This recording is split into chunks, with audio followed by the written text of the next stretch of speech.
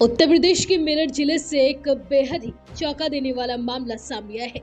यहाँ रविवार का दिन लोगों के लिए किसी डरावने अनुभव से कम नहीं रहा। दरअसल यहाँ एक किसान के घेर से एक के बाद एक 52 सांप निकले।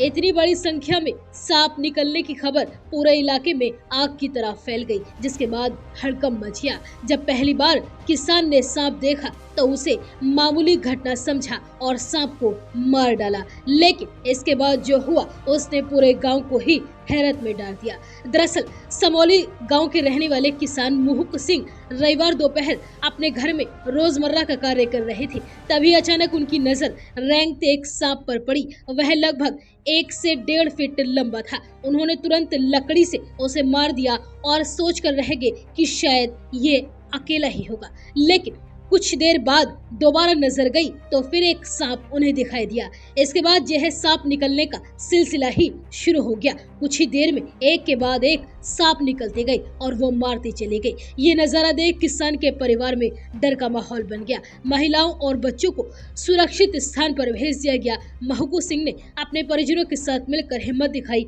और सांपों को मारना शुरू किया।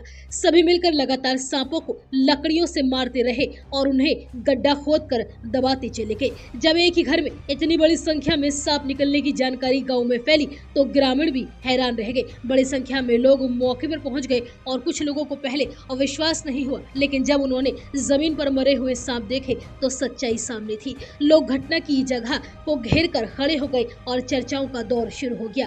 गांव के लोगों की मदद से सांपों की खोजबीन और मारने का सिलसिला चलता रहा। देर रात तक सांप निकलते रहे।